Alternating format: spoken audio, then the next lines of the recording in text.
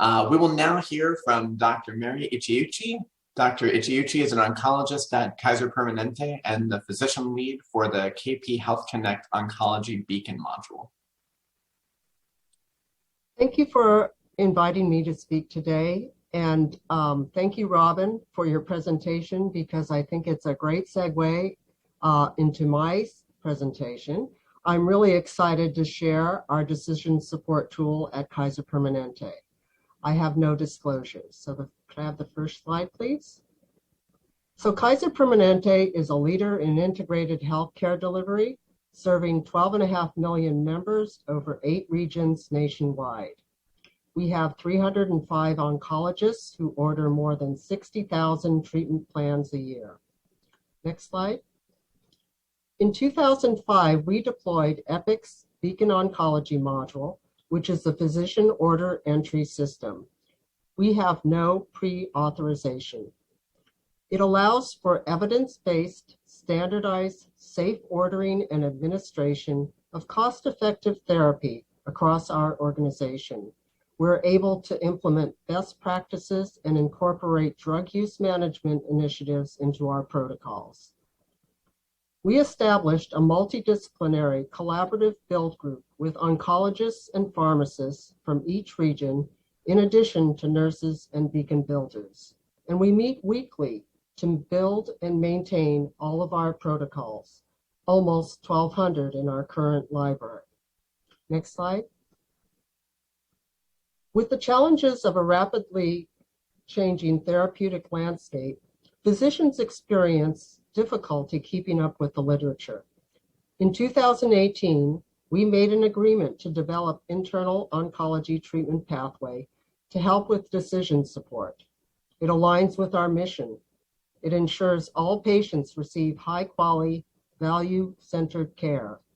It leverages existing expertise, and it's fully integrated with our EHR. Next slide, please. So our decision support tool has the following requirements. It's evidence-based, the options evaluated on efficacy, toxicity, and cost to the organization. It's easy to use with 3 additional clicks. It's up to date and edited quarterly. There's preferred and alternative options. There's an emphasis on clinical trials, and it includes palliative care and hospice.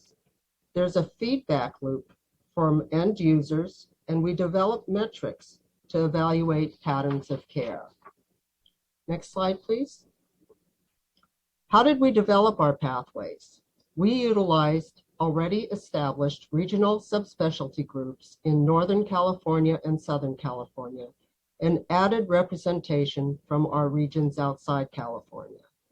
An initial pathway draft is developed in one region with assistance from our pharmacy colleagues, and then edited by the second region. Once final consensus is reached, it is sent to the interregional chiefs, which is our governance group, for approval. Then this is integrated into the KP clinical library, and then linked to the EHR through Beacon. Metrics are measured monthly. Next slide, please. So our requirements for the EHR or Health Connect integration are that the pathways are viewable from Health Connect or on the KP intranet. This is outside of the patient chart. Treatment is orderable from the patient chart with 5 clicks. So we established a jump from the EHR to the clinical library. We choose a disease state from the home page, view the protocol options, click on the protocol to order and jump back to Health Connect, and then sign the protocol. So the next slide. We have 126 pathways covering 37 disease states. Our home page allows change management. We can address severe drug shortages with banners, such as the Abraxane shortage. We can update pathways if drug indications are withdrawn. There's a feedback in green for questions about the pathways. And in orange there, we have a pathway not available button which jumps back to Health Connect for ordering without the pathway. The next slide. Each set of options provides a series of pathways to treatment. There's a topic list on the left to choose the disease site. We can scroll to the cancer type, such as non-small cell lung cancer, and then we choose the stage or line of therapy. Next slide. The pathway page contains specific warnings, which doesn't show on this one, but can show for like the sequence of IO therapy in lung cancer. There's a PDF version of the algorithm to print or download. There's links to the clinical trial sites by region. There's the ability to email a subspecialty group. And each algorithm initiates a path to treatment in a stepwise order. The next slide. Information icons, the little I, are built with Hover to Discover. So it displays specific information right where it's needed. It contains clinical pearls, such as information on dosing, drug, or therapy. And there are reference links to PubMed. Next slide. As far as the treatment options, they are displayed as preferred or alternative protocols. It will show you the cycle, doses, and drugs. And you can see there that there's also emphasis on the clinical trial. We have red comments to alert the provider of necessary modifications to the defaulted protocol because they're linked to our beacon protocols, which may not be exactly what you see on the pathway. Next slide. We started measuring usage data at the beginning of 2021 when we felt we had sufficient content available in the pathways. We've been able to show that usage is increasing monthly in all regions. We can drill down to the medical center and individual physician level and can see whether the pathway was used or not and what was ordered. Currently, we're validating data regarding whether preferred or alternative choice was chosen.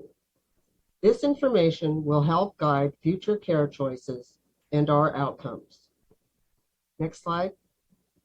In summary, we have demonstrated that with multidisciplinary collaboration, we are able to develop an evidence-based, high-quality decision support tool for the treatment of all cancer patients across multiple states, and that it is kept up to date and fully integrated with our EHR, making it easy to do the right thing for our patients.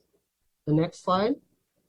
For our next steps, we're building a comprehensive cancer pathway that provides decision support and population health tools for the risk stratification, screening and automated outreach, diagnosis and molecular genomics pathway, treatment to include drug treatment, surgery and radiation, symptom management, self-care and psychosocial support, and survivorship surveillance and healthy lifestyle.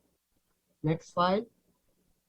With teamwork and collaboration, we can achieve anything. Thank you. Thank you, Dr. Ichiuji.